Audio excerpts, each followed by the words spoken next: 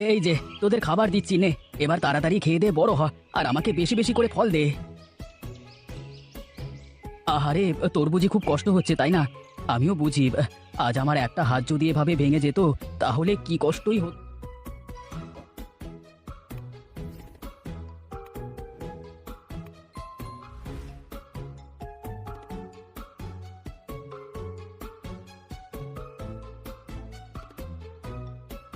কিরে তিনু, কি সার দিলি জমিতে? দাদা, গাছে জোর পাচ্ছিল না, তাই ভাবলাম একটু জৈব সারই দিয়ে দিই। শুধু জৈব সারে কি আর ফলন হবে রে পাগল? এখন বাজারে কত রকম সার কীটনাশক আছে। তুমি তো জানো দাদা, ওসব প্রাণনাশী কীটনাশক আমি আমার জমিতে দেব না, তাতে যা হয় হবে।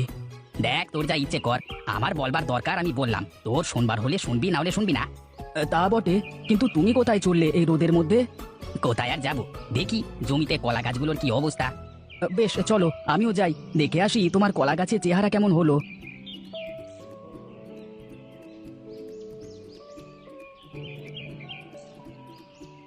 আরে বাহ, তোমার কলা গাছগুলো তো বেশ বড় হয়েছে, আর সব গাছই মনে হচ্ছে কাঁধ এসে গেছে।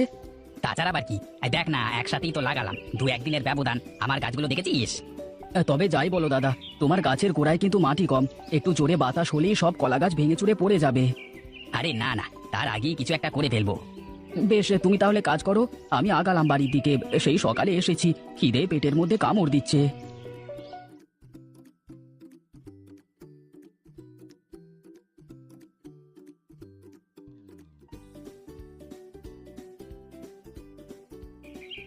কি গো, কখন আসলে তুমি? এই তো আসলাম মাত্র, এসেই তোমাকে ডাকছি, কিন্তু কোনো সারা শব্দ তো পাই না। কি করে পাবে শুনি? আমি তো বাড়ির ভিতরেই নেই। সে তো দেখতেই পাচ্ছি যে পানি আনতে গিয়েছিলে, দাও দেখি, এক গ্লাস ঠান্ডা জল দাও দেখি। খালি পেটে পানি খেতে হবে না, এক কাজ করো, হাত মুখ ধুয়ে এসো, খাবার খাবে। তোমার সাথে আসলে কথা বলে পারা যাবে না গো, তুমি যা বলবে তা তো করতেই হবে।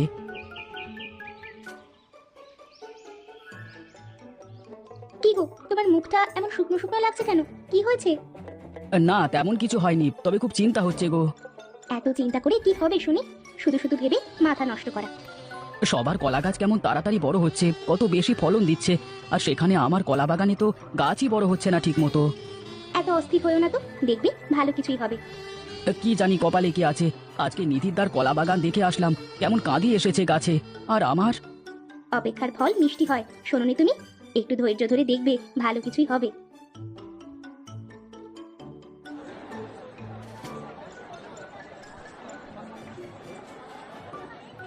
কি রামু কাকা, তোমার ব্যবসা কেমন চলে?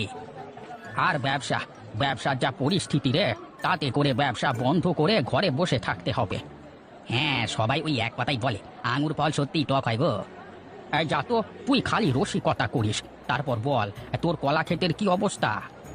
হ্যাঁ, গাছ তো খুবই ভালোই হয়েছে কাকা, কিন্তু কি জানি শেষমেশ কি হয়। সামনে ঝড় বৃষ্টির সময় আসছে, গাছের গোড়ায় মাটি দিয়ে পেলা দিস কিন্তু, তা না হলে আবার বিপদ হয়ে যাবে। কিন্তু তাতে তো অনেক ব্যয় হয়ে যাবে দাদা। ফল নিতে হলে তো খরচ করতেই হবে, আর তা না হলে যদি সব গাছ পড়ে যায় ঝড়ে বাতাসে।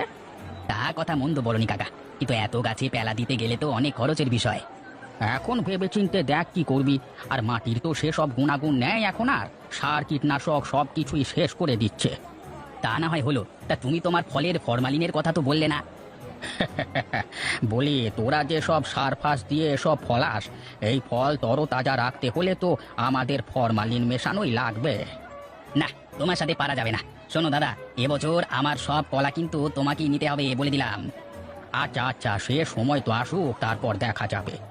বেশ, তাহলে আমি গেলাম কাকা, দেখি বাজারটা ঘুরে আসি, কি অবস্থা বাজারের।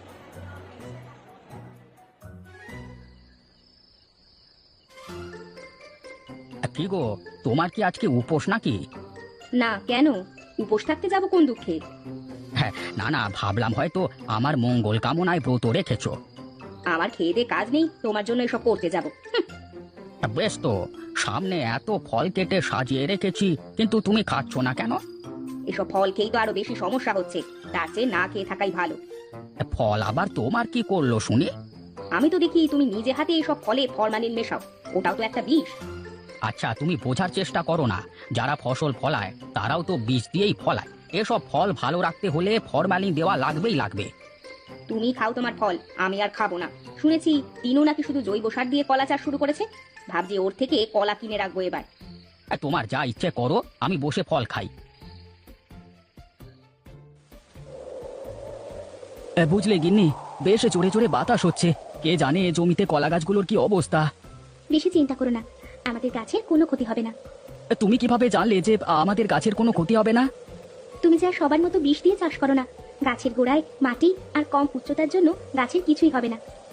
আমার তো চিন্তা হচ্ছে বেচারা নিধির দান নিয়ে, তার একটা গাছও খাড়া থাকবে না। বাজারের মানুষ কোথায় ঘুমাবে সেই চিন্তা করে তোমাকে মাথা নষ্ট করতে কে বলেছে বলো তো আমাকে? তুমি সব সময় এমন স্বার্থপরের মতো কেন কথা বলো গিন্নি? তোমার ভেতরে কি মায়া দয়া কিছুই নাই নাকি? আছে তো, প্রচুর আছে। তবে সব জায়গায় আমার দয়া মায়া উথলিয়ে পড়ে না। মেয়ে মানুষের চিন্তা ভাবনা কে বুঝতে পারে? কার এত সাধ্য?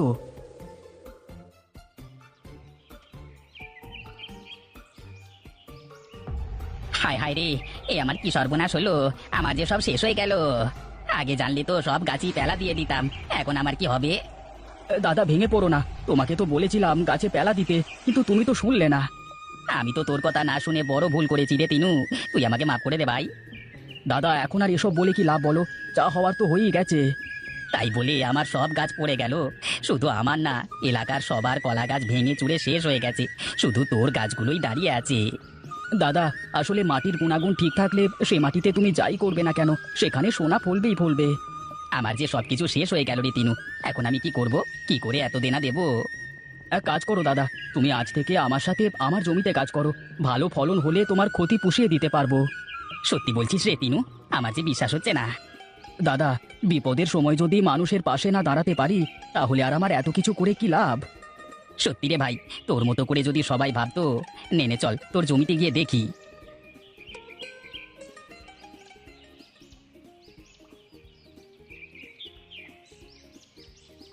কই রে টিনু, বাড়িতে আছিস নাকি রে? আরে রামু কাকা, তুমি তা কি মনে করে আমার বাড়িতে আসলে? এসো এসো। বলছিলাম যে এলাকায় এবছর ঝড়ের ক্ষতি তো সব জানিস, কোথাও কারোর জমিতে একটা কলা গাছও আসতো নেই। হ্যাঁ জানি তো, মোদ্দা কথা কি তাই বলো দেখি। আমি বলছিলাম যে এবছর তোর সব কলা যদি আমাকে দিতিস তুই। আমাকে মাফ করবে কাকা, আমি তোমার কাছে আমার জমির কলা বিক্রি করতে পারবো না। কিন্তু কেন? আমি কি দোষ করলাম বাবা? কাকা বাবু, আপনি তো ফলের সাথে ফরমালিন মিশিয়ে বিক্রি করেন, তাই আপনার কাছে আমাদের জমির কলা বিক্রি করা যাবে না। দেখলি তিনু, তোর সামনে তোর গিন্নি আমার সাথে কেমন করে কথা বললো। গিন্নি তো ঠিকই বলেছে কাকা, তুমি বরং অন্য কোথাও দেখো। বড় ভুল করলি রে তিনু, এর মাসুল তোকে দিতেই হবে কিন্তু।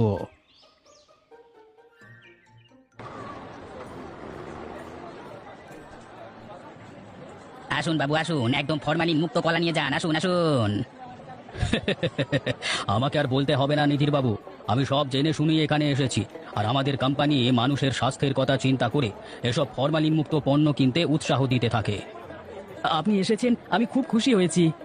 তিনুবাবু, আপনি আপনার জমির সব কলা আমাদের দিয়ে দেবেন। হ্যাঁ, এই নিন আপনার অ্যাডভান্স টাকা। শুনুন তিনুবাবু, এই কাগজে একটা স্বাক্ষর করুন। এখন থেকে প্রতি বছর আমাদের কোম্পানি আপনার নিকট থেকে সব ফরমালিন মুক্ত ফসল কিনবে। বেশ বেশ, এ তো খুবই ভালো কথা, তাড়াতাড়ি সই কর তিনু। এখন তাহলে আমি চলি তিনুবাবু, ভালো থাকবেন।